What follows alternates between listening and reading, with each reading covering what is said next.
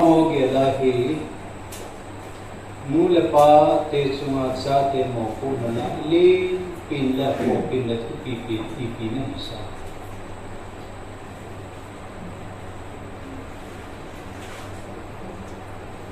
ले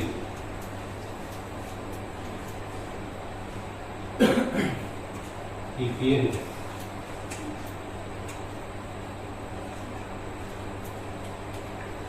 Lungdom थियो ini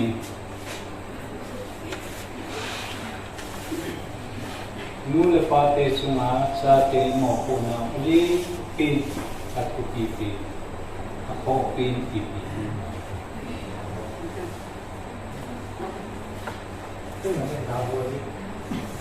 Zaboli ini nang la Kumaiti ada kikim hong lục ta với sự tài kikim kikim nang la ya boli Paham ni Bible sang ikan sanjadi Efesi bumbu sang kat sang ni ane bet kena. Ilai si sima hele sate ho pakaya namuna pau kunung. Kichu sorry. Sule namuna paza ho. Naphathya le si chuma nahi po sorry. Ati.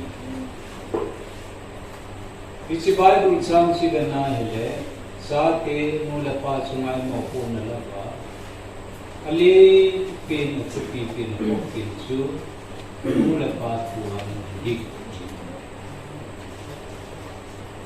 to obey or fear mulapa te tuan. Kici sate aringa maupun nalapa pin la cuci pin le ali pin suhi. Kisi sama len jading la tupi jading la koyo dama ko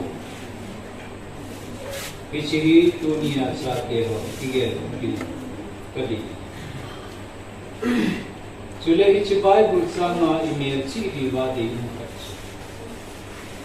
sa te ho nanu na pat ku nung na mo ti ro pakaya nanu na pat ku non ati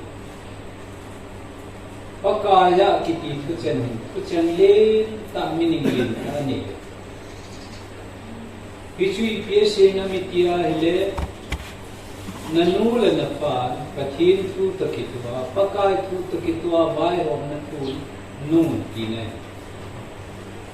Pathin tu takitu lo ya hele nanula na pa hiom le nun te tine hele. Vesa nading nanula na pan budon mo siya tiya hele. Bible nanu na pat ko nung inati mana si tua mana budon di tina hele. Ni kirga buna tiya hele inu ipa hele. Kathin tu takito lo hiya su kichi tua tu nun te di tina hele. Amawang kathin tu takito awai homna su nung hanlang halong le at kuwa nung te di pichi kapin le kabu nasi nung pinta pichi ya su pakaya kiti tu chen jawa hi me pinabyo pichu khadna he ti sule thunun na kiti hi I chen ge ya nun di ma alimit isan ma sitia hele nur pat war nun kiti hi alimit hi thina chen ge ya nun di the point of day nur pat huwa hele thina chen ge ya pathin tu takitu ho thina chen ge ya nun di Aji su Bible Old Testament example ka ping kati Genesis bung som ni le cham som ni le li na lai su veleu chu sa te adiman mu la pa te ki ka wa example hoi ta benju thi ta mi ka no mi ama chu ko ham ki a hele Isaac ki pipa Abraham cha pa Isaac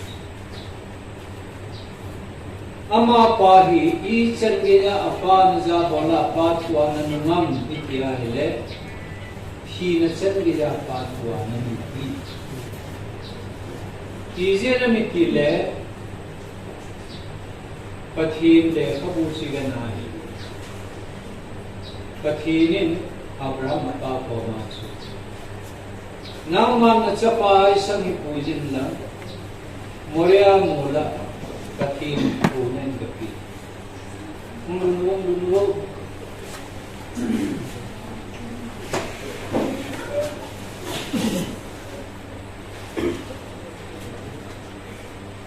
Pichahi Abraham yang pathin huwano neo saka yung punoy na nito pagka kate nung kawin mga sapa at nito ama ikagulo inong pao ng kitiya ikaw sila mga katipa kakita Jutiya pathin huna tharing tutuwe kapulo hasa ipilimanipin ko ang kia pathin ko ma-complain volti sulana ahiba nila Abrahamin pathin sutsang kaninong tuisan ko asuni kipuyin at sa pahay sa napuyin Moria mula luta Moria mula muna ilang panin sote niya daran at sa pahay sa suta Aki wo na din king lamakot sa aking alay. Pitiya Moria mula kilor lai hanin at sa pa lusino tapoy sa mentorta. Kaya pa dinang laya patinuway si tinle kaya muy kay ina. Tuni nathanin siyemlet soita. Abo na din may let soita king lamakota. Kaya mo yung ibang hepa ala ulis. Apa si kihisa ilabuzang na namin na amulki amulkin. Ilay sila itacha Abrahamin Jehovah Jireh pati naman hingay tunan kitiso. Kitiso na ranin la Moria mula tunhan tanin. Moria mula tunhan panin at sa pagawa na ning pinlamay sa amin si Kati. Ahin si Joe Patsun at sa paay sa Ajurni ay kawi na parakya ng hingpata. Ay lahi siya sunapon sa kantuksuke pankinglong sunapazarta. Akan lahi ng hepa ibola ni kanang tikoy sunapotu. Kinglong sunga jamin at siya masyadal sa kingabun lahi. Akila mga sabon lahat tayo nga sa panhepa, ibola ni sabon ng mga tipo. Pero mapien po, apat mo na no, yung ngayon na tinigin na tidodin. Ay bala pa, akila mga sabi nga po, lahat tayo, sung na nga po ni mo ang ginta. Abraham, boy po sunod-sunod ko ipata ka. Aji sunam man ke mani ta sen mo ngit di ka sin ta hi nanung lam ga ke di nati anung lam ga ke ya le ke mo serka nang kama kia ke gen nanung ta bisu man la at sa pahay sa ke rin kumo tu hi Kisiwa ko na yo ni sildo di ba din si pi hamitia Isaac itiha pa adingin hina cengi natpunan ngin imu na ila ama thalo suriya pathinin na pathada ta na tija pathalo thu chu ai ma pathin min mudi ma sa tha ko khata kisimai ta chu ichengi ya chu apa thua hina cengi ya idam il te kadile chini sumom de kan ding ai hum je nung sin ti ti pen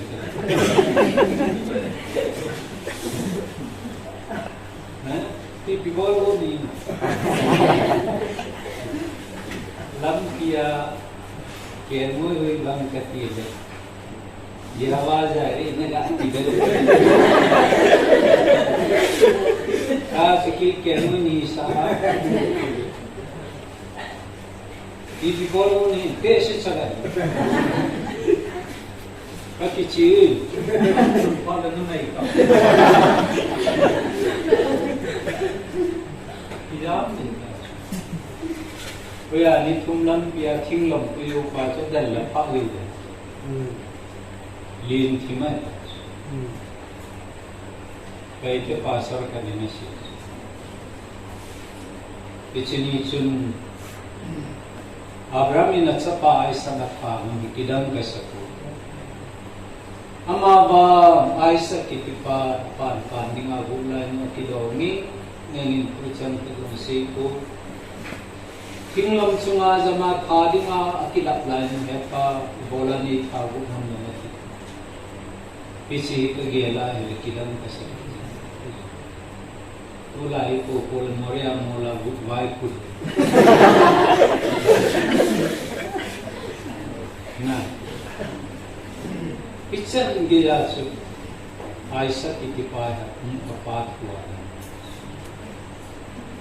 आयले आयशा की पाया चल गया थी न चल गया पाठ हुआ सु वांसी ना वांसी Wang sinai sai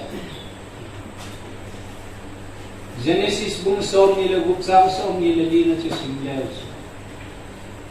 EPS ya zam lai lin pakai pati nai sang ni ma hum kilata aisa ki che na ji suki manam ma tom ki jinna napa brahmjala ke manam ma pati kabudi नचिहाते वानलाई जोला आसिला करी वी कंगलेन पुंगान ने विजा हम करी भरे तकीता चलना अपात हुआ नंजे अचुकिदं ताकि निनमा कति को कति अंगन न मितम कई कति को चंदी निकली अही वांग लखती वो चन्न किती कि मो चन्नो वाना को न गिर चंग बमाहु खिलायो अमा वांग खती वो न किती ही वेलाया ममिति आहे सात्य आदिना नूलपात हुआ नंदी नूलपा जाबो किती ही खती वो चन्न बिना तुइलम की किलाई हाइले चोहय हायन लगियं ले कुया लुट लवा है ले चांकी कुके दी लो पिसुलना पिया सुखदुंग ले ना को ना चु हाइले जन ngai साथ का कुई लम के नाये पिसी कुई लमा को ना चु कुई हम लोग इन तीन हाइले या हम लोग दुतीन ले पिसी आज लोग की बोल के आगा तम तासु ही पिसी बंग या चु चाते आदि माही फत्ते वो चंदनिंग की आओ तमे किंगा वाला को ना कथी बु न हम मोलेन आई को अमा वा बाइबल में ना hele नूल पात को नूल पाजा बोल किती सात आदि मा कथी बु चन्ने है टीका सुना सात आदि मा दम थीने है तीसु सात आदि मा हिम खुसोब ने है तीसु पिया तो नहीं खुसोब दिन न दिया दम थेगिंग न दिया खथेबो न चन्नो माहिले अलोडिंग ची यम तिले हाजम ले नोम ले ननु न पातवा ननुंदी ननु न पान जा होती पिचिते लो छु शॉर्ट कट दम छु ही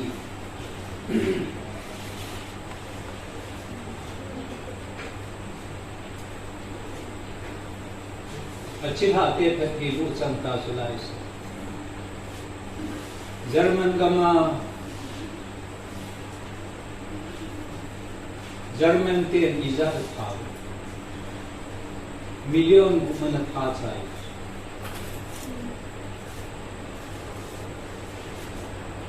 abana 2019 1817 tuma World Zionism ativa Vanuya thechia o Israel namhi ke ama ho chu kiloi kom na kan hinsi agamu ainda hasa Israel ga manunjut ki ain nungjelo phatsam khajwa chi piswa ipi country go koi Muslim country Palestine te Syria Jordan West Bank Egypt Chutil Iran Iraq Gambuk kitwa ahimsa Pisipal laya chutulay bangahi sophisticated weapon ngansa hoy ta nanilo lay ahiwang lakathin kitang tel katibo nibuk sungahi country sa bona sa saiba agamu la kitchen gaya chukathin kati biji ham ahun ko na pa Isaac ikipa hina chen gaya apat wa na nunji achu kati na chi ate kati ho chu kati na chi la te ho ni ya ni le la jam Hamas thingno yo ki ka kin chu ne su ke din ni som le ni ka ki ka mo Hamas thingno yo Israel bama rocket izadan ka tu no bam ki sang li wala ka Hai banga Israel te ni chozo si chu Iron Dome pitia na po na ka asu rocket sang liwa ki ka chu Israel gama chu su ke ya le gam ji Hai banga Iron Dome piti pitia chu na po na ka ha Israel gam su chu Hamas thingno yo official na ahead ko to building copy ta mo kichiyang suma Hamas se chimpi why so le kuno itana government sa signal na se si upay ni lo plano ba ceasefire ko mo ba kitsa koy masana ronji Amen sa uyang dunia hi the world best weapon in the world. Wano ya ding amen sa ay people. Kitchen gaya su patinin katki ko ta sama. Abul lang su kata ganahi le now te ho. Koi ji ham ay samin kinatsen gaya apat ko anan su. Aga su Allah ta cita te ciri hati ia su dunia hinangin do hat kebo changin kate mambo na changin kate ne la chala mayong mine minga patsapungi sille silla mayong mine minga patsapungi le khathip na la mayong mi patsapungi tia hile ama sapin kanula na patuno nanula na pa za bole chukila kate ko sa titi chi patin tu dis kin kapatu khat sao hina chen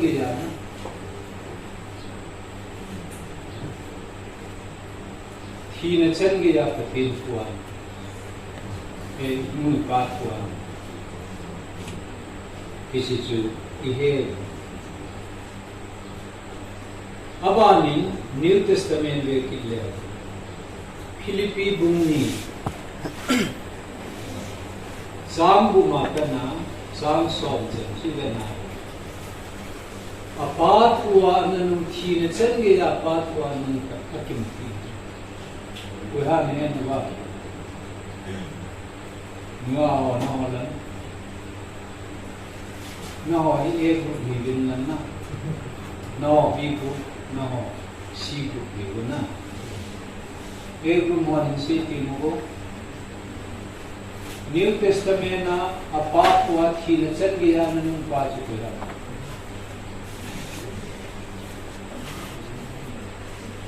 Nghe luôn nè, hả? Quế hết. Nhìn tiếng là sao vậy? Giêsu, Giêsu. New Testament na di matsa ti adi mga gatuy te ta cho ko yan pile. Ihuhin pa pagka Yesu Kristo. Kali itu Filipi bumi sanggup na sila natin. Ama sulimin angumi hina chen ge in king pela patu he katichu. Zon bung upsang som thomlagi na yang husim kilew. Pilaya ko Yesu ni Yesu. Ke ma wana ko nalisi na tong kumha. Ke malum gulam boarding ahong kay po ihin sopa kapalum lam boarding ahong kun kahi atiso atilo ha ges mani ho na thiging kuna loy mi thum to aga china bayan aloy te ko ma si chula ke ma thina khom helin kan ma kambe se Iko mahina na muna ni nakigin dito. Ama si Chuna ges mani hona. Pati nga tao naman. Epa nalumahile kakoma po ni Ichiko na Chunangin. Ahiwangin kay malungkot rin. Nang malungkot sa hihen. Ichinisun pagka Isu Krista pa ako mga tao. Isya tao ni Potsun, leisip isim kila ka na tulisan kaya so kalo, kilkilang ka iso ngayon. Ipiham, sigur mo, ebigur mo. Saul kisanin lungi. Alungin ba bese biya Saul sa sana kisan mga tula baka ben apat huwa chi cengian nundin ki embol ta ulsa kisan suliwa palung lam no tilkila amano mapar makambe se no ulsa kisan suliwa pa ba iya kalau na Yesu ki ilwadan e awalan su koi kisan suliwa na Zelo kalar sala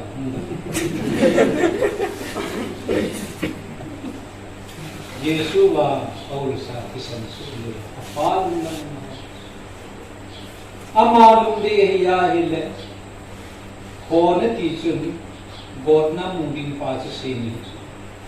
Kichi godna kachunga mungin pa kaka kitni lang kita ini. Ay wa palung lam ko ye. Ta sami minen tulal he anam lundal he anam hilam. Apagaw lum timamong. Siwang kapari ko ye.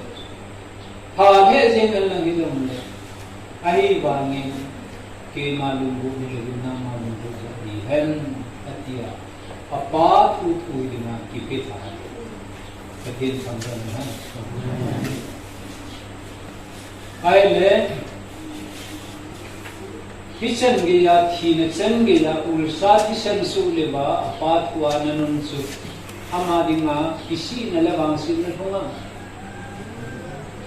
na kung puina Philippi bung ni sang ko na chu bele chu sang gi na chu bele wana leya chule le nu ya thune na jo si pathin na ma pe le thune na jo si pathin na ma pe le number 1 ani sanakina Jesus supakatia Hubjo si diu sudi leyo si Jesus supakatia por na ni tu athom chan na min la min chung pe pathin ama cha pe ta hi pathibu na lam thama chan ta chulna ichit pathibu ne ipizia muhammidia ye apat kun naga apat huwa nunjia pathibu chan athidinga ki pe ha ga pathin thumnia hi lo sa kita chulna mang lo ये Old Testament है New Testament है जो ले आयसन हिन कोई बना यीशु हिन कोई बन ले अपात हुआ थी न चल गए यानी कि पे अच्छी नहीं बनी कहीं वाने अनी नहीं बनी ले लम ले वान लम कथे वो न चल गया नहीं कथे हम पर नहीं दुनिया जो ये हो कथे वो इस जन्मदिन मुबारक लम की जो Nula pa tuan, nula pa izabo. Tihi dito. Nula pa izabo lo, nula pa tuan lo. So, hati ko sang, gaw sang sang.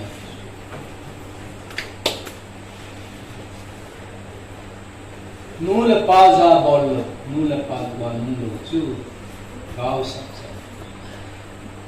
Kahit ko yung soman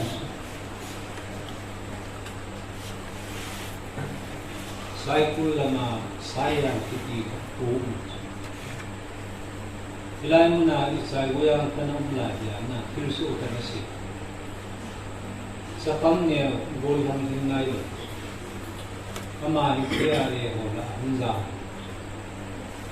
ipiyang lang ko na apila nu ko ngayon Kulung Kaya rin akong gamit ay lahong gamit kahit hindi anulat dito apayang kita apayang ito anulat dito ang kiwa at yung na anulat dito anulat dito na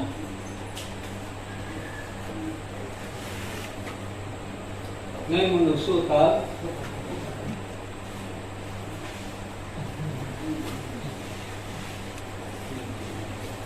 नहीं मुद्दे मोके बात करते हैं तो भी नहीं मिला हो इनके यो अपना लाभ को आते हैं नहीं मुद्दे मोके बात करते हैं और मोहन नहीं मुद्दों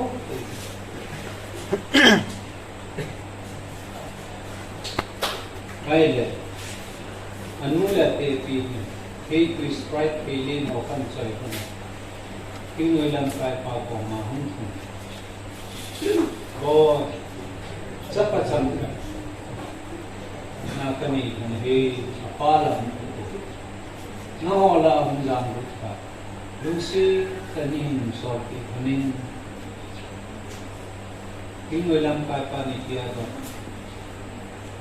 eno natupai kini kani sorti ipijela mikil Ama ke lagi, kingo ya penti, nongge di hamta ke.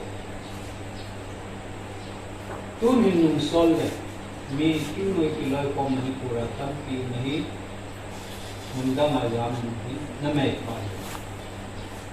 Ye sunke ko man kathumin pain kati, kathumyo tin suya, tim solve, kingo ya hachu hem tin, abatan he.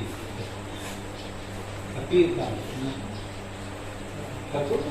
kathum sungai kinh ngồi học con bị sai cú na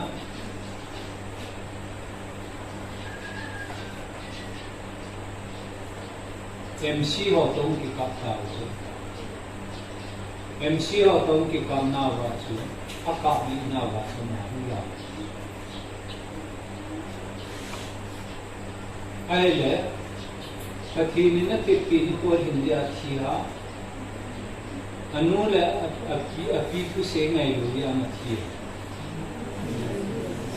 ha anu lẽ api ku ngày rồi ya mà thì rồi na ia supaya boleh nanu napa sunu nahin sot nadi kunu lo ia hi apala sanglo kiti ini ko hiki su samte ia su hin ku samari nahi mula pa tuwa yingwal pa su kusu panam kusu ma sapangka klasi simnai kolam ni aun hulle agil kilwala eno buna hol min lo la ahol min na lunghanga anu to bola tu sendia no anu to kya lunghang kumpuma lungna chuma lungna hol ki ku anun no atsai ya tulung sina naidu kinta buah na mina buah buah acan mukama sebab itu mungkin tandu minta hote ho naga ho do ahe acan uisa isu na kirkin ne kin picture su kache hatan ko pai biya acan nu isi nu za ho ahin kusu pisai wisa hin kusu cicu gau sakjan ya cu malaya pile pute pau cantuan si anu apa kumai lo analo ya apa na tual wale je pile nu la pat kumai lo kitiri Jia ni yang le alor hingko, le kasim yang le alor hingko, ipia bol yang le alor hingko, bangko sang hingko, tinan su. Baik belayang kimula, apa za bollo, anu za bollo, kuham. Pasal melhai tak boleh melhai tak kami, amahi akan don lai tak. Jijong ni men lo, sayang ni men lo, akam dong lai tadi, anak kita. Tuhan ni apa?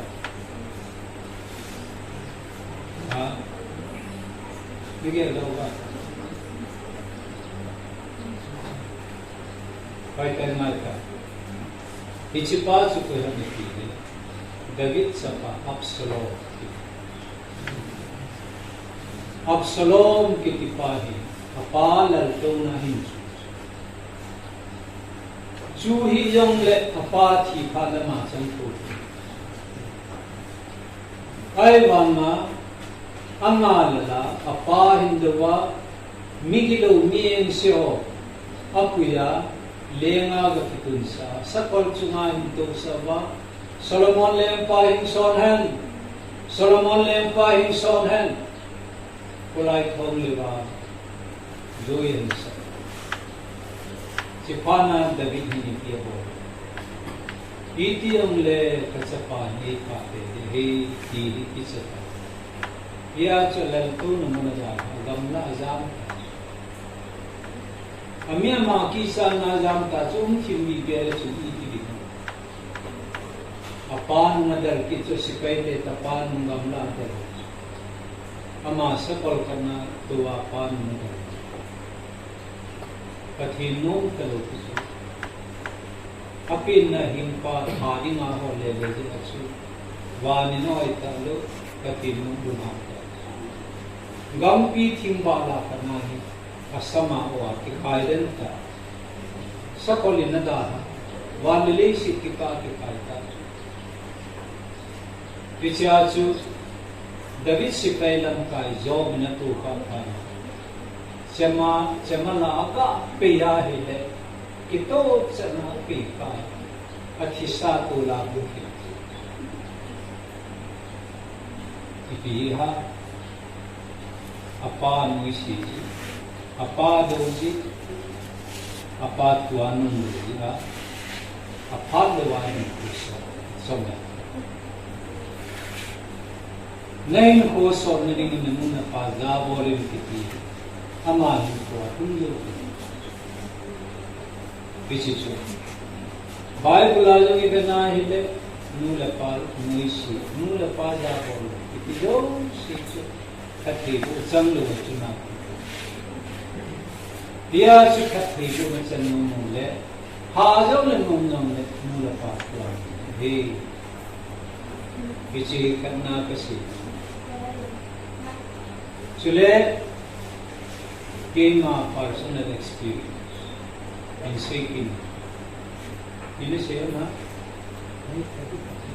atento na. Class के लाया मी करके हुई था, मी करने के हुई वाले.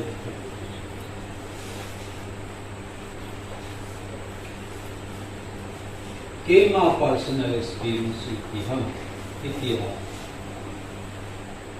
Kay mahi na ho ba ma kandong karita tutu kanasi namula kapata kita number 1 I tabangin haasa I tabangin kalungde lohiya kanula kapatwa kanunde number 1 ani sanna I tabangin lumhang lang kanula kapal cuma pakatha hote. Number 3 kazo sana kanula kapal ka kipasa pichiri kanula kapal cuma grislusa kudu kasi ahi wangin akhiri karama kapal di kati.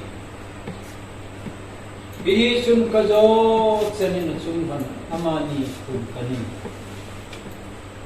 I tabangin lung na lang le min bilong lewin katuin sun han apin pakata. Kazo tsanin kipan na kan di lung hay na kan kahon. Pichi sun kanula kapa katsuna kipan kanin. Kanula pa katsuna hay kan. Pichiri ka kipasi na tuwa kasi nakichi kay nanimuwa kasi Adam lain hanin head nga kagaya hawlusi kanadong suke Anyaw pinasi aladiran kadami Abay buksang liran ng kadami Bichaw tirikon hoy ten kanaji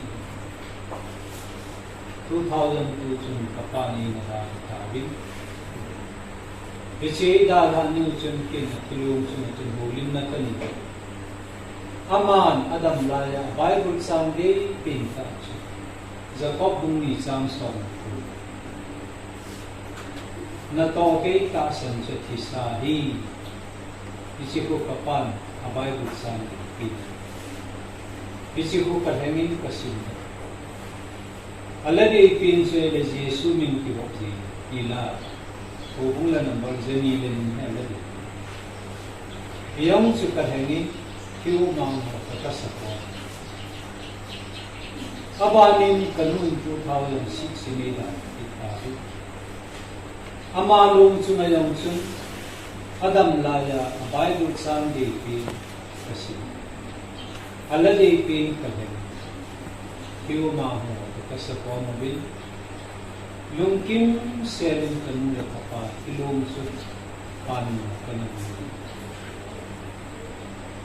kasi bangin kanula kapa titing kakalo din katiso kami tira ko pipijin na Kisi na rin kinamani sumapol kani. Kalunga mo, karhaan mo. Amabang kanulat kapaso na pananahang ki. Alhasil na lang namin dilon na lang na bodo yung kati. Chuting le, alungay na lang doon, til na bodo. At hindi ka na sa kisi di kasi na. Kakana sa amin. Wag ka wala sa amin lay ka wala daw din. Ahila katrinong sinizali. Kanula kapaso na ki. Ball field ko dito. Yesu na chini bangin lumo selen lunting ko. Kanula kapaso na ba? Hey. Katin tambay naman. Yesu na nula na pati niya dingin nangin mo. Kibot na niya. Ayola kisi pa. Kisi lo na beedi mahi. Inule padang ke nahi. Bol kirna ne yung let ngay dam kipun. Hiyo nunga ngay dam pumiya pun. Hello. Epa ne ngay dam. Heno ne ngay dam yung kin. At hilo sunga isa ko ngay dam pumun. Amin don jile heto. Ipia pang diyan. Pachum kalut. Ngayon doon, kung namayaw na nagpila na natoke kaya nila. Lahat. Kaya inuwi pati niya di mahi.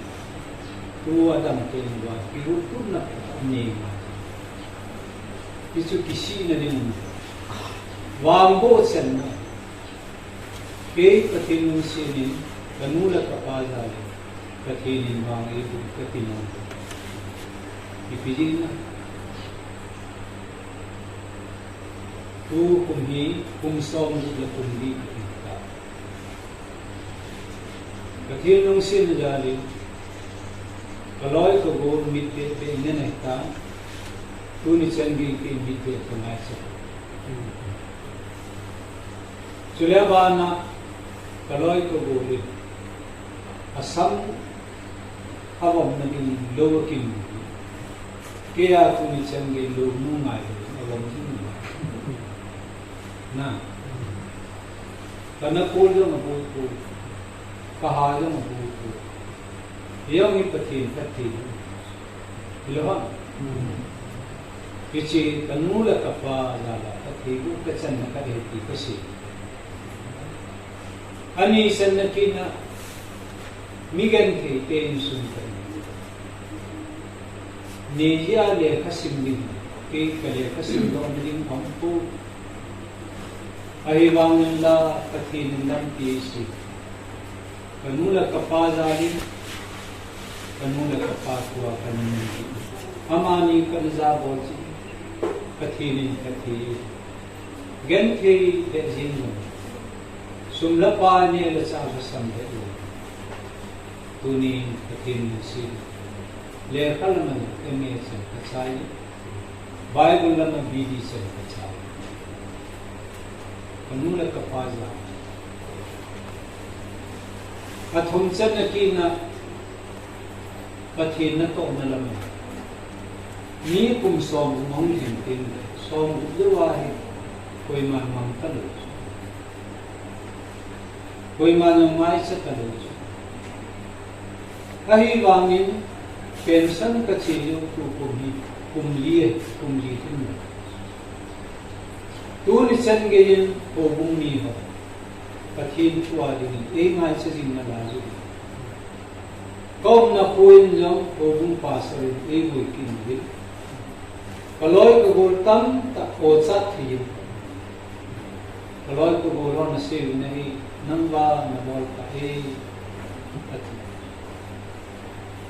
मी कलाय हम लो शांत लो केन तुनी चंगिया लो किसा कि बोई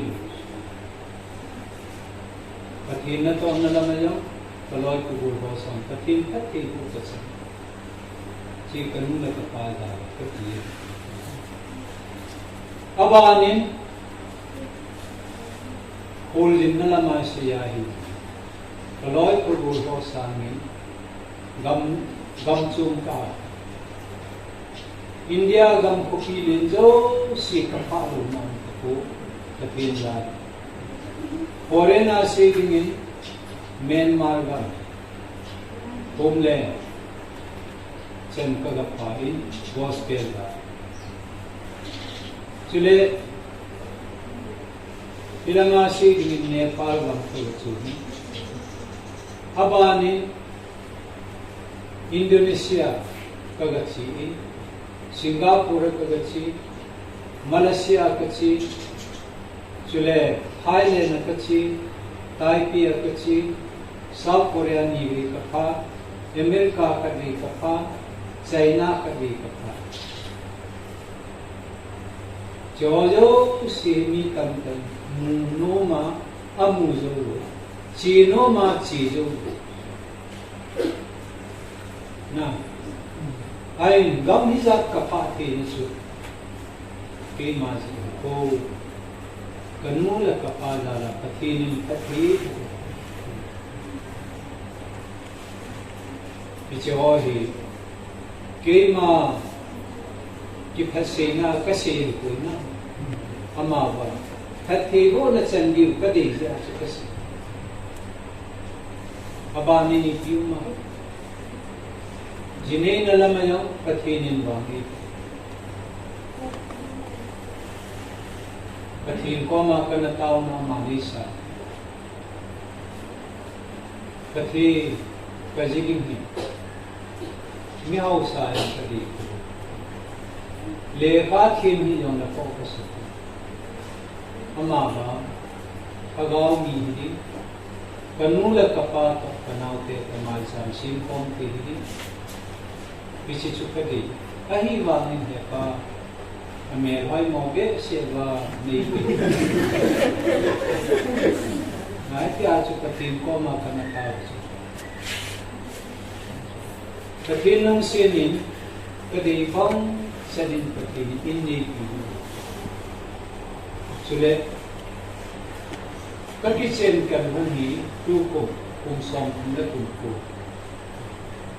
Ichi kum som thung la kum ko sumahi kai nei pi kya ding pathin na ka to na ka bi yang subuli na kong ka po pathin ka thamba nahi kanula kapala la pathin pathin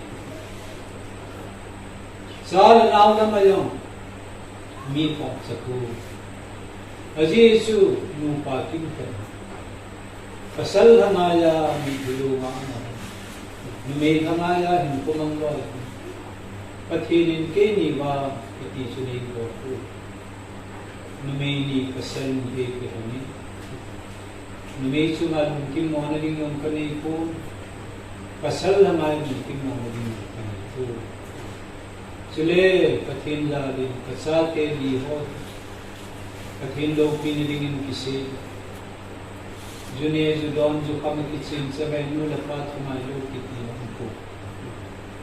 Alin pino medical doctor hindi. Abana pa kapunong Julie. MT sa saye. Ton KBC pastor na ta. At humsan na noon GNM training at saye. GNM jinay na mula patil ko sa Sanya ni ay ni puyang UBI ben ni Bunoy may no ito CYC ko na pamulubin patin na ba at sa inapin katsate na niyopin pasalay aman ba may first class na ensayo tunihin MUA PSGC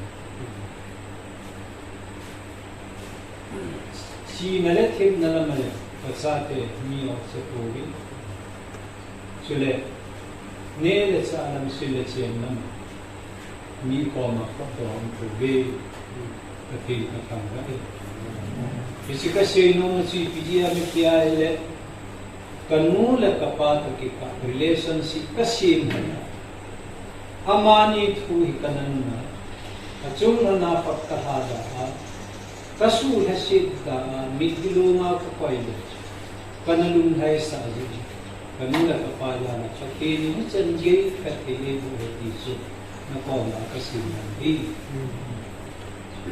hitabong kathi ho na chu na chan no mo ba a formula chu adam ko ha hen la nu na mo mula pa ko andi mula pa ja ho ma je ki ma ke ho ko kasin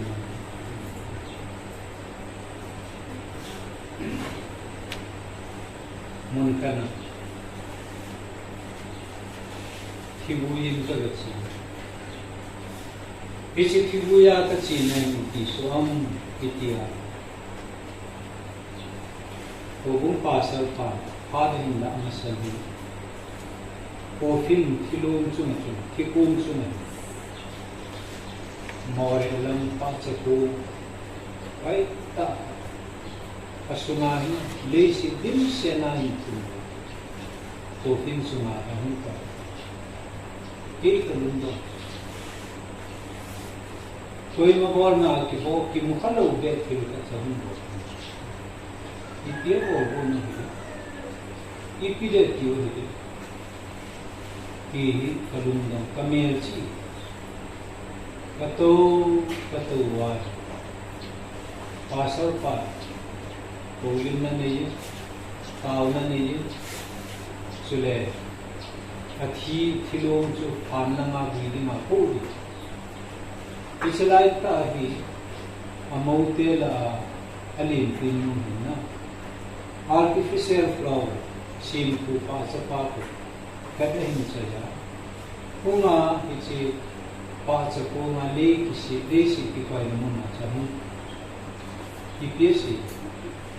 Any nadamla ya kasuhasin kaya yon na nalung katulog ni ngay dam tete ni ngay dam tunay isi pasay kahit puti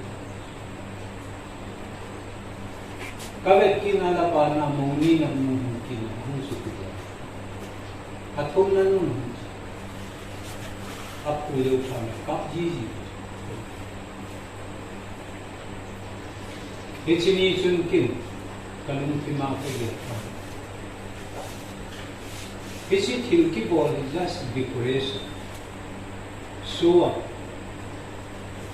me moving na ahoy na paisay ho na tong kipoy. Ipiyin na. Me athinu nga pasay kapiyaya kong Mi akhim sa ningay damin gati pi pachuma athilong chunga pa chang pupiwa ngai dam thumsa muchu adam lai cha chun ni mu ko mu chun chi han kati apa devi ko ha Christmas ko na New Year ha na pa cha chu choi han na any Christmas ki din pa cha kai chai ki Any couple came down the name I didn't all. You had cut it. Chuti Hanala Ninu Chiki Parita. Eat it Hanokita. Boy, Kakipai. Nabaki po, Naidam Ding among po, Kaki might be so. Ata meeting sana. Any sipasa kayo sa siya pa ani no su hinsi ka ba kasi kana ka kipay na pa sa sensada yan na yun okay kaya dami hello sino nga kipasa ka sino nga kikapaso sino nga nailang kitun sa susunod Biya suka advice nung sa atin na Tuni, mula na pata ni kita di mo. Kung luna na ni kananong na palo na nabawakahin. Tutsong ke ikikanting. Tutsong programi sa ikin ulit. Nanuko. Nakako. Epa, Isi ka na borti nalunghang ka na sulunghang mithi ka na siyensa kagiyalay na kakisi nung epa ni ngay dan istilin lang ngay dan kita sutila na nula na pa na ngay na ngay dan tin suna na hori nga kathibuk sen Hini ko tin na ngay dan tungay tulo Ahi kaya na nula na padang pini nungahon nagyalti bahay kanu ading impunde kape sopi kontiniti so thino le sobi konthino na kon Christmas ko New Year ham apati ni ko ham ichini le chun ipatu se na bino kaneva kana changya ni hindu kakipa ken nam dingini mo bolti kanito Ichipun Christmas giving kape tiyo na vekti ka Amid hiyo long ito kipari ito Ilo Pasal bulham holi Nanganyan na nanakisi Amen tamtama na kibana Nanuna pa Wansihen muna kibana Kung siway sila ano Nandin kan kugel na ganti hasa naging luwan nato. Nathip din na chidi na din. Achutil Adam pili. Samphal katya chawin na present. Konsil katya chawin na present. Eno katipa. Pepa katipa. Pichi gifa Christmas gifa even lang election nanula na pate mitulungan na sumabati patis kilungsit kinaidong na kiti wana po na ang kihiro ni kilam daw dius kuy mani hong bawat kiti wala nga ito na wana po na ang kihiro di sang mga ngayon na akong kasi ang body Bipihilong so yung mga body na katipan ka sumat at sabi sumakatipan so ang boy na boy din class 10 akong pasok 11 na simpan na scholarship na isang masapin ka. Kaya so, kaya sabi ng pastor at ka. Siya higifin ka rin. Lalboy hinanudi sangkal pulkat to. Sulit. Pulbedin ka. Ahin sa ano higifan. Aunu hin kaya din kamis niyan sa scholarship sana so kamis niyan sa hin scholarship kamu masapin kamu isili kanay halaga sama kayo present na hey sama ka di kan pa isirin pagan kamu asuki kanak mo thi kakipa tu ni sangi aking kasumin lo. Alam ka na siling atso king sampol kakiso laldi haliti. Ano lang, polwe sampol dito akiso laldi haliti. Ay banga sa atin lungsin na ito na ano pa suma abol pa men kipaon. Pichi na utira. Noon na naborti. Scholarship ng sana. Kasi ang scholarship mahihiti ka, kisok di ba kitipay na. Nangahilo piso scholarship ng mga. Nanula na pa. Kaya sa scholarship na sana ba yung nanula na pa. Cuti la nanu la napan na ho dinga hinge na ho dinga kipa mo. Ama namo ne nampi. Hello Epa scholarship dila community mo. Kita. Boy cuti le chinan isi so namo kati di. Ini Hai bama kan ko na por pau dun se na nagat sa pau chu nanu na pa bina ki pa na chu hello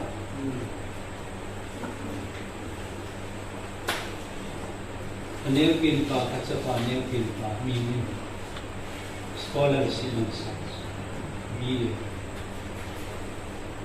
au ni sa mi na scholarship ma ji bi ki so da scholarship to किया नहीं सका एनु ले पा पीछे से जो कि किपा है पास पिया सु मैं नहीं नदी का किसो नहीं कि पास ना नो मचला कुम सोमा का दिन ना बात दे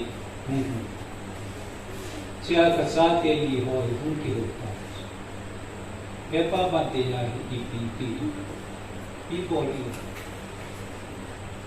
humkiti ama ona joka pen katto rumah katto bateka na pisen fungsun siwai bateka tsunachi yesu epa napina kana kung songa chan na hinpun katin kathango nangin na sate ki ho ni ngai dubi ke ho mi to na ding na ngai to ke ho adin na men sa po pin su pen bi sun ngai na wa sa ni pen present kan bolvin na hasat ke nanal ti na usake ti na kitin dingin rumah kai Epa dansa. Ini dirsu bosu. Akikipadan suna. Itsate bisunga kilpahan bo. Isumilo. Bisini ayam su. Achi sa pana. Ale fasimna wa sumla pa kihola. Ganti na sa natam pikipun yo si su. Bisineo sa kadabo pa. Yesu milsa jo su. Cici mi kipa nahi masaya. Ia se filien ta tanam nanu na pari jible kar so kiti lo.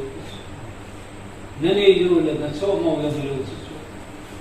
Ken dunia ka in porkari kacan malin pinu. Service in bola lo pala piece of the car. Ia chu achunga ka tuai kacan mo kiti. Kalung kati. Cici. Pisun nule pasuna imo puna. Ngai dun na ni. Foto na ni ama. At tuwai mo isa boli mo lungsin na chanti. Isi sate imo puna li piniti sate no chika. Kasi no ako pinkat sahi. Neti nagyo. Abani nula pa zaboling isi tabi. Aban su sutita. Abanga ani sana kasi su nula pa nisi. Nula pa nisi. Magbung sagi samsom ang subeleus. Anula pa atsen din lo jansa. Anula pa lunsid lo. Bichi ho su thil hanpi.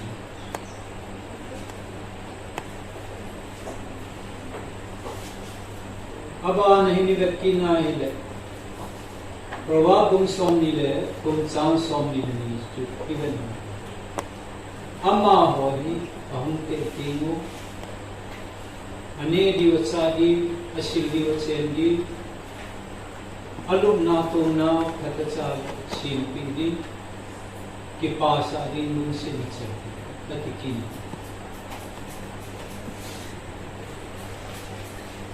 eho don lak sunga iluma inu ipachi pe sunga bigyan di lo eho kun hai ta ban hai ta ikise inu ipate sangkol to ka ni le pu de lom non su sa te adi maza sang ta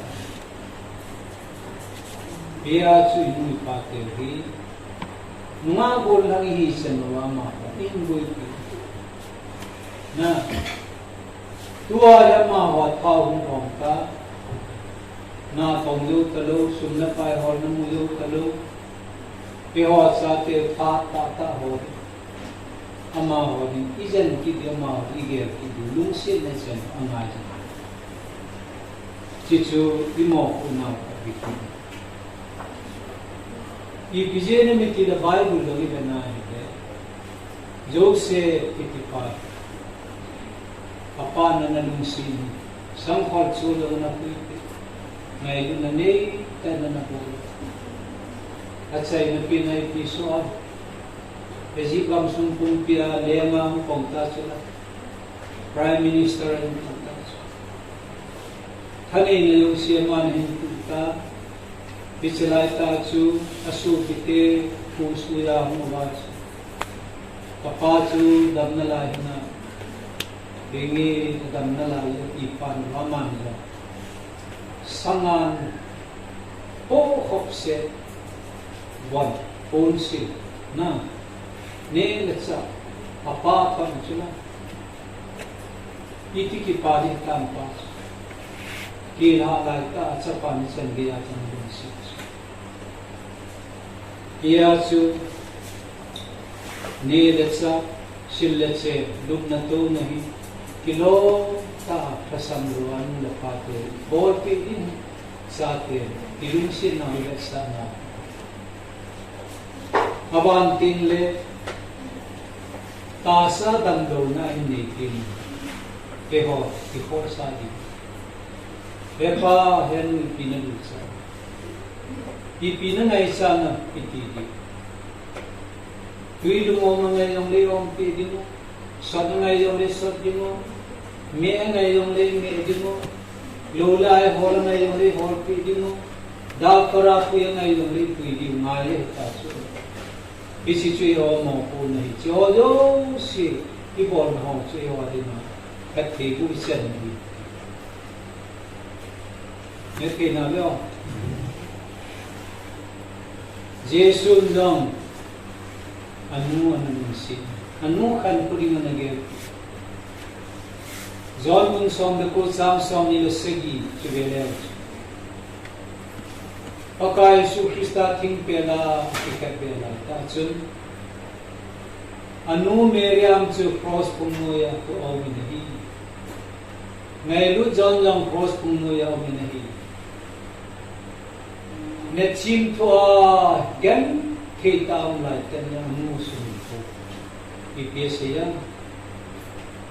nume ben na chapa ipse na eno ngai lu zon na chapa bang na gel ta na chapa ke athiling ka ta kain kom ta lu ni ke tai jong lem kam lu ni ngai lu zon ke ti pa na chapa bang na gel ta tin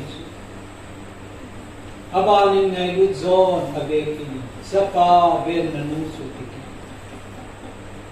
Pichu ipse na ham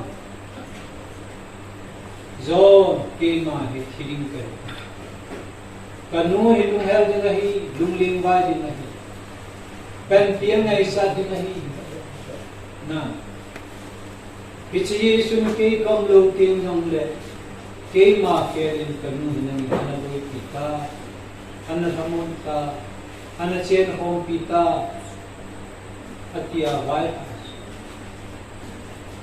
so ni le segi na chu be le chu ngai lu zoni anu me le chu ai na na ri kuita Bichui bana ile Paka Yesu Kristano Timpela Netim Tua Timpomen Lanjo Anu Khan Puding again Anu Lungsin and Nijin Be Janama May do Zonin Katan Nancy Napin He Bichui bana ile Yesu Kristano Katil Sapa Apil na nung sa sunod Ihodi nga siya Don't put He Sule Abanin Nula pa Kipana din Kipasa Nula pa hi Itabanga kipamitihin Zon klekat fatum Na samli na tsubilew Ngaylo zon na siya Gila Kumi mana ni masana gyalu me Ay ba sala nam hindi pande si Bible sa agil dam nan ahoy dam nan kaya sala na pani pan si Bible sa ay kasama ya sunay luzon ni Kristo katsate thuta son thu kaza kakipan sangalin no kipan dan ko mula pa ipi bor pi kipan tiya ile Wala mo nam yung letson. Nam na jo siya ipinatong ng letson. Nam naman jo siya. Nato naman jo siya. Kita tayo po naman na hili. Pichip na kita na pahi. Nanong na pamazakti amawa din. Ipamilin tayo.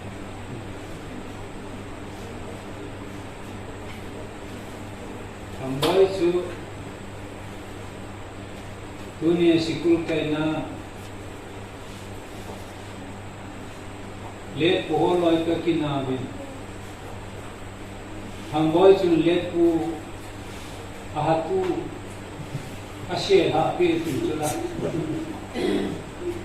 titu chun nu na pate na za de nu ya wo en hamboy na ha ta be loy pa hatu na she ha ni ma sino na chibai ba asa ka ta pi ti lo na sa yu nunu na pa nang zala gen pi pichu na nga di ma pa iya su tuta ichon pa inu pa te za ti ma ho ki pa i khanna kasi ani senakina probabum som nege chang som bilaimun sidanahi bola pai abang manhimi sumang ke bola pai kam ti omen ahin la bola pai kata di pin pimong so kisama kinai bi omen tikit na loy de bol ki henda chi na June jo kham nula pa thungai lo to na ki hom ba ile nanu na pa te ki pa lo di na ki pa nai sai pia chu nula pa te I pie ge lo mi ti le nangin nahin ki hopi numehian ng kasalo na loy lo bolte nanu na pa te no nang ka boma ki gela nang mela ki mama kilungsit pa su ti khatsate ho loy bo lo ina in pu no nom ka sa ka ki pa isate bang banga ki mai amawa mi phalo thungai do bunda cho cho ko hum ki ba mohan na le nanu na pa te ki pa de ham ये चुन लॉय ले बोल मिसु मंग के गोल ला पाए कि वो की दाल हम गेवा नो तबं खंडों के ही लाया गोल ला पाए करो किती कदा ha तो खंगासी ने ले सालमा lo loy le bu mi ni kan ni amani hin beri yang se cinema jang agar dam jujang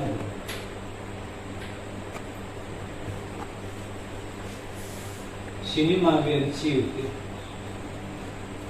Tulisan pura le kasima min nula pate ni ko cinema ber na dinga chu en sanga ju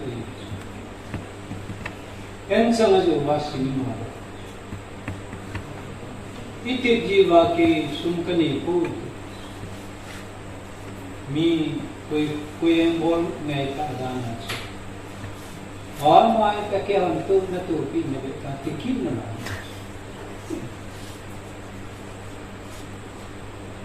अही वामा चो के आदि मा कहीं को पूर्णते क्या वो सब का के वो पी रही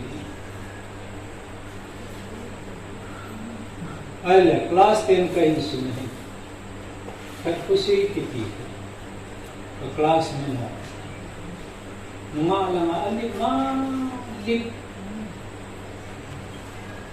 ama loyal gudin kahum kana last match kahum kana nikhad hi aap hum ke tha no bhai nunga heli chi nunga ho gada hi ti chi aile iti mo ta ke manu ka ju Kini kelas 10 kisi, kelas ini mau kelas rumah masuk, amahin, sungcan adalah, kadipinkan agak asyik. Kaya ang nama bor cukup agak bor, sungcan adalah, na, nunga agak asyik. Oh, ano, alido ako manitse kan. Ibang siribot. Kaya saktan. Oh, cita kita sama. Kalau apa ini, minum. Aki fantasi masih.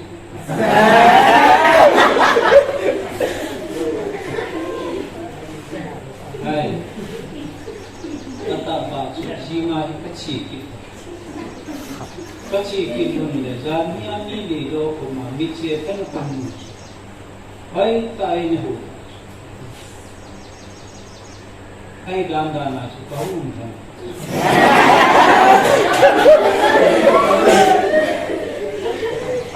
Hai chahi main chaos school to DMCM high school. Panchani le Anlam cinema hall. Cinema ile dehta 8 class. Kayong kadungdan na sumkani. Sumsikin puno na ne, nakikip. Ay siki sanada kita kanun puiti di mo sila kakitat lang. Ay bakilode, ibat di. Aying bangsa ang himpan natin, chita daw ko. Aman ni sun ngaki na chita. Ay wanin to kanya sikulaki mo turing sa kakisama. Kakikuta. Ay le, Monday niya hi sikulaka gachira. Tabage na ni mata. Mitso ay ho. Pasel na ito. Sa tagaw na.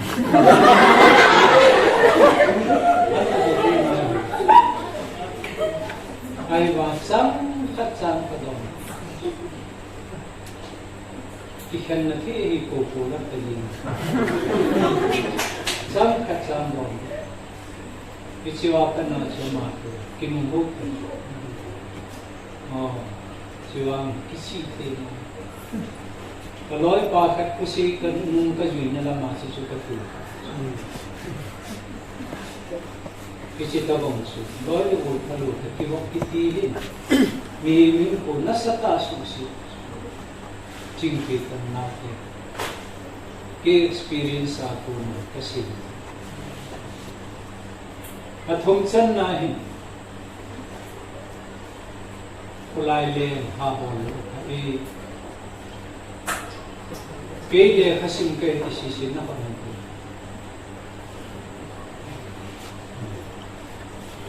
เ na bon tu na kai dum le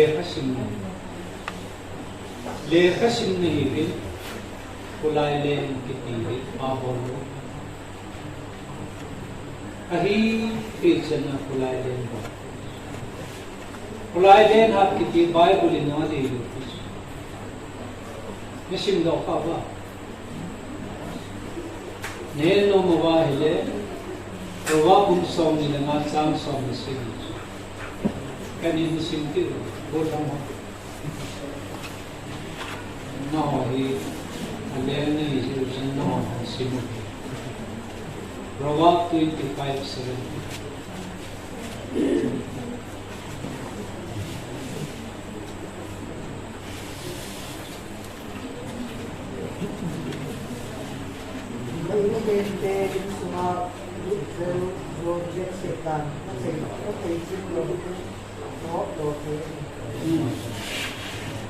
Yan apa?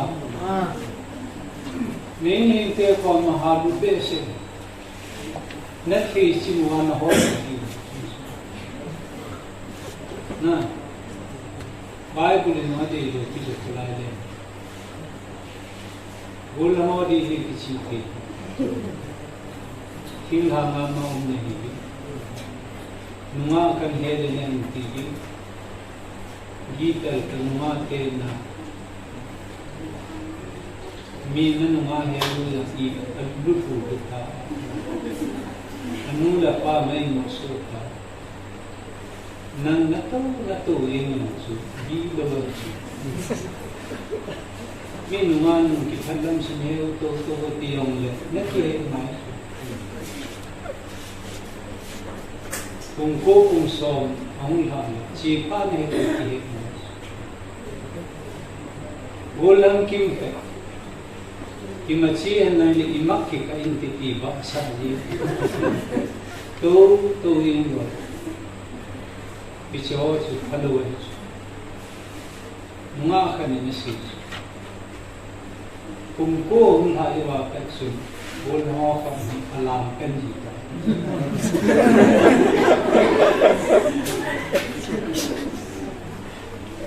Biar sekolah yang dalam susah dulu, kecil kecil. Sudah banyak jimat orang. Tuin kain jangan sekolah naik. Jimat orang ini apa? Dia serupa kilometer. Nah, dia angkat sih.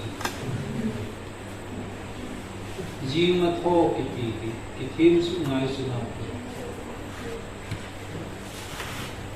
By English subject ka na yung isim daw. Early to bed, early to rise. Make a man healthy, wealthy, and wise. Isim daw ka ba? Ay, nalilo. Kuya Ida na siya. Mata ay maging mata. Kasi mihim ka na din lamte na, haute na, sina Bible maging ka na hilat, pathimi man kiti jo si jingka matod. Kung git sansanay mun pathimi namang sa hejing hilat.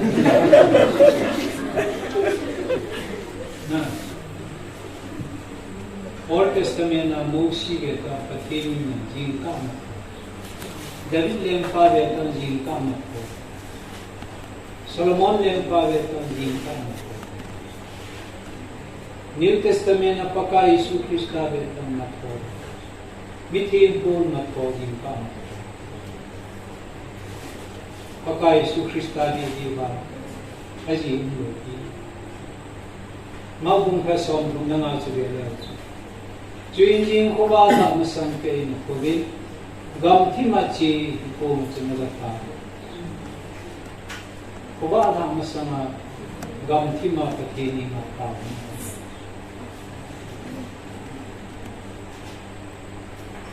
Aji Yesu jingka kiti pathin to kilai kom ringa anu ma no pat kilam tin ka suji ka ke ông hi jingi mut sini kahi jingi mut siga kitiva ke pongu pia chuka kitau ai wang pongu yang chukin ai mut sia kala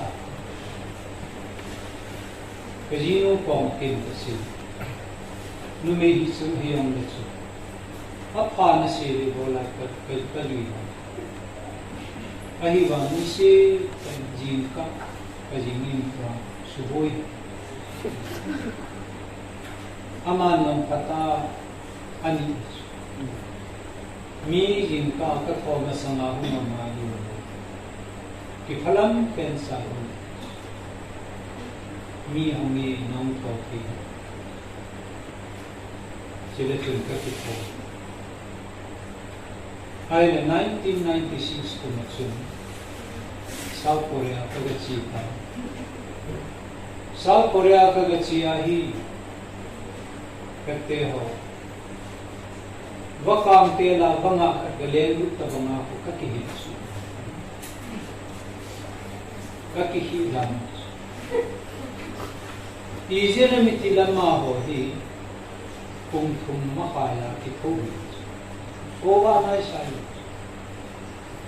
kung thum makaya ki thowa kung thum makaya ki thungli ki kai mai ki tin ki rowa thungli hin da hu no chat chat ni upa ki hu ma go bon ma ji ka si ti hafta khat tu ahin ko wa chi ti chon ne ami kung thum makaya ki ko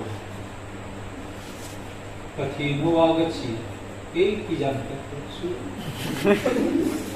ki na he le za sa no ta su ka ki oi no ta su kalungin thi mi chen Manipur lang amin po rebrand po ay po ka Zata bola Korea kama amaho unsa ipamong mga luso kaya sa iti patim na sa kaya ni bol ka bolu ikagel kathang to kada lang ay wanga po ki hedi